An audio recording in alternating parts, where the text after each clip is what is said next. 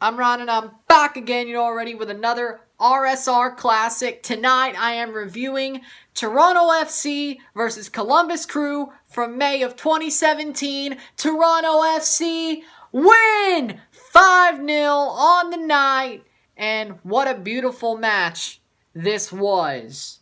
Let's talk about the goals, then we'll talk about the match itself, the performance, and then I'll talk about comparing the 2020 team, what we had, with the 2017 team, because I think that's a point that I need to make. So, let's talk about the goals. In the 6th minute, Victor Vasquez is given a penalty.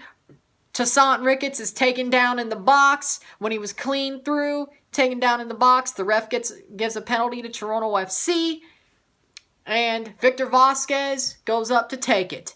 And Victor Vasquez slots it bottom right corner, 1-0 Toronto FC at the 6th minute. Then in the 39th minute, Ben Spencer has the ball, passes it to Justin Morrow. Justin Morrow shoots it and scores. It is 2-0 Toronto FC, and it would go into the half that way. And yes, Ben Spencer somehow got an assist. I know, it's crazy. I know, it's crazy. Even me saying it, looking back on it, it's kind of crazy that Ben Spencer actually had a positive effect. It's weird. Crazy to think about. He actually had a positive effect in a game. Okay. I'm not trying to go after him. Not really. He did get an assist. Good for him. It's probably the only point he got with TFC, I think. It was either like 1 or 2. Crazy, right? How things change. Now, in the 59th minute, after the half, Toronto FC get a free kick on the edge of the box when Marky Delgado gets taken down. Victor Vasquez takes it and shoots it under the wall after the Crew players jump. He scores the goal under the wall. One of the best free kicks I've ever seen in my entire life. One of the best moments of that 2017 season, that under-the-wall free kick. And it was also immortalized on the tickets for the 2018 season, if we remember that, in the season ticket holder packages, if you remember that. That ticket, the under-the-wall ticket, yep. What a moment. What a moment that goal was. What a moment. What a moment. Then, in the 86th minute, Jordan Hamilton passes the ball to Jonathan Osorio. Jonathan Osorio volleys it in, shoots it in. 4-0 TFC. And then, in the 90-plus 3rd minute, Raheem Edwards crosses the ball in. Jordan Hamilton heads it in to score the 5th goal of the match. 5-0 TFC. That's the way it would end. And what a beautiful performance by TFC in this match. Without, mind you, Josie Altidore and Seba Giovinco. Without them, the starting strikers were, as I said, Ben Spencer and Toussaint Ricketts. Now, Ricketts is a good player. But Ben Spencer, though, you really could have just started Hamilton. Why Ben Spencer? Why? Why? Honestly, TFC should have not. If it was like after that game, every time we rotate, we should have lost. Why? I mean, I guess crazier things have happened. Did a full moon happen on that night? Did a full moon happen on that night? Because I really need to know. But I'll save that for the comparison. But the defense shut down the Crew. The offense was on fire, firing on all cylinders without Giovinco or Altidore. How special that was. The 2017 team, I mean, geez, that shows you how good they really were. That shows you how good they actually really were. Because if they could fire on all cylinders without Giovinco and Altidore, only Bradley, Osorio, and Vasquez. And Oso wasn't really a star back in 2017 either. It took 2018 for people to realize that because of the CONCACAF run. I always liked Oso. But everybody really started to see that he was a star in 2018. But I always thought he had potential. Even before 2018. I was starting to get a little bit disconcerted with it. in 2017 because he was always like, sometimes he'd start, sometimes he was on the bench. He did start the final, but I guess that was a sign for things to come. But the defense, wow, they shut them down. I've never seen such a dominant performance by TFC in the regular season. Ever since. Especially with a little bit of a rotated side. Now you can say, what about Cincinnati? Here's the thing, though. Columbus was actually good that year. They, at that point, were the only team who had beaten Toronto FC up to that point. That's the only team that Toronto had lost to was Columbus. I think there's a big difference there. If you shut down Cincinnati or Nashville or an expansion team, it's not the same. Or a team like Houston or Dallas, it's not the same. But if you shut down a team like Columbus, who was the only team who had beaten you to that point and was in the league since day one, not that that really matters, and ended up making the playoffs that year and faced you in the conference final and held you to a 1-goal win, well, yeah, that's probably the best defensive performance I've seen TFC have in the regular season. Now, when it comes to cup ties, if you add cup ties, it's probably like 5th or 7th. It's like in that area. Because you have Atlanta in the playoffs last year, and I'm not going in order. Tigres, America, especially against Club America. Columbus in the 2017 playoffs. The game against both MLS Cups against Seattle. The ones in Toronto. I wouldn't say the one in 2019 was really good defensively, but yeah, I would say about 7th, 8th, yeah. But this game was special. This game told you how good Toronto FC was in 2017. Very good. Even better. Magnificent. If you can win without Altidore and Javinko, when your main strikers are Ben Spencer and Toussaint Ricketts, and then you put in Jordan Hamilton a little bit like around the 60th minute.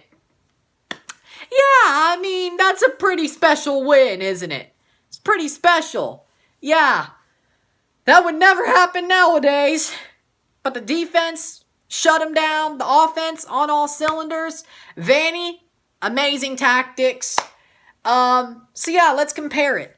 In 2020, let's use this little scenario. Let's say Altidore and Pozuelo don't play. And your starters are Bradley, Piatti, Achara.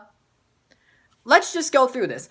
Westberg, normal back 4, Moro, Mavinga, Gonzalez, Auro. Midfield, Bradley, Osorio. If they bring back Vasquez. But at this point, it would just be Delgado. But if they brought back Vasquez. Then Piatti, Gallardo, Achara. If that 11 was on the pitch, no, throw Endo where Gallardo is. Throw Endo there, or Schaffelberg. If that 11 was on the pitch, you tell me, would Toronto FC win 5-0? Or would they even win? I don't think so. And if they did, it would be like 2-1 or 3-2. It would not be a 5-0 drubbing of a team.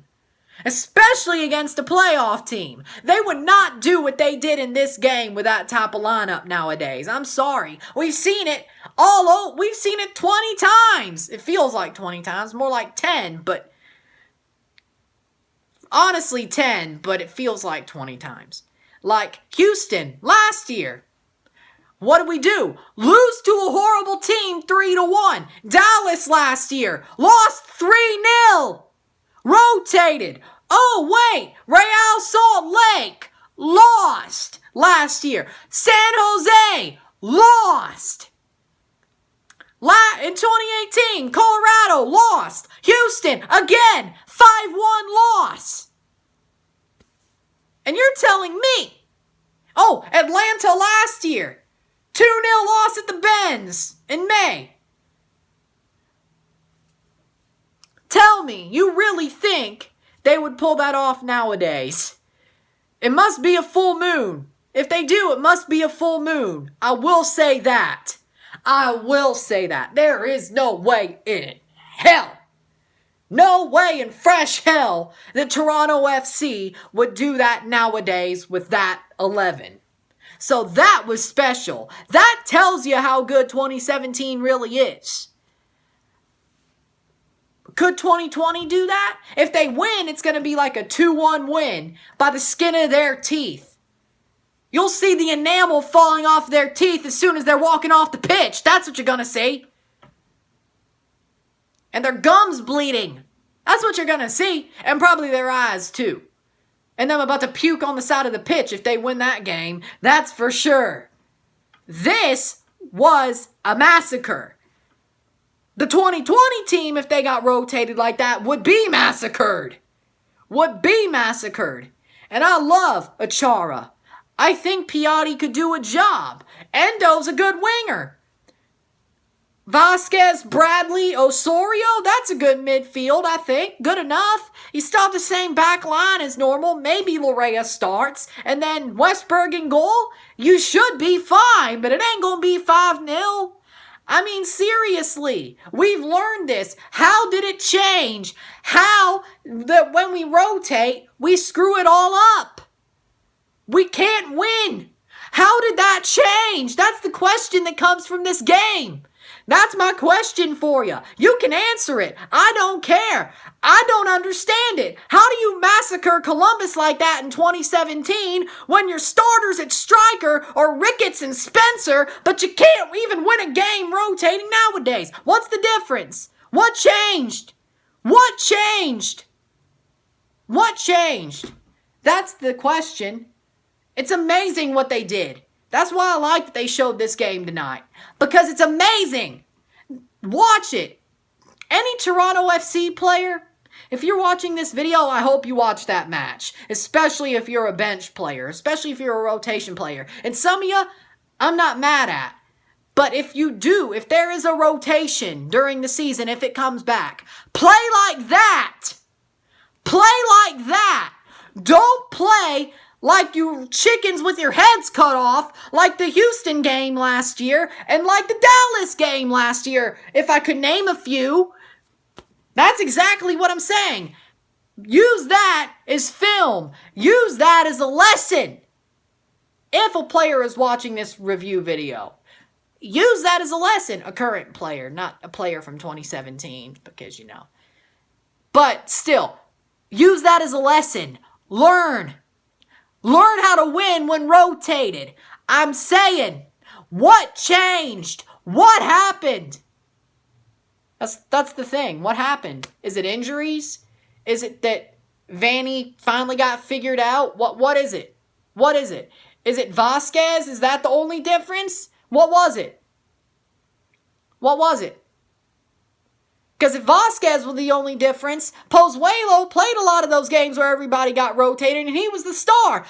Oh wait, you lost all of them. And he's better than Vasquez.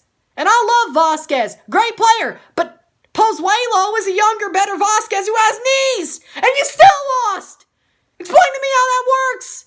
Explain me. Explain it to me. How does that work? Be like, but he dropped back.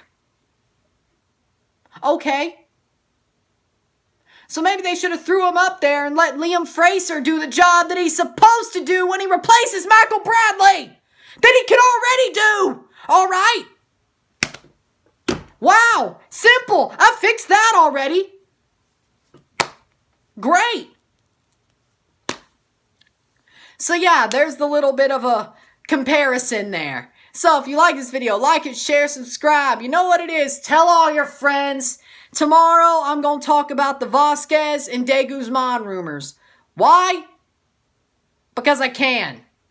And I need an idea, so I'm going to use it. So, there you go. I'm Ryan and I'm out. Peace.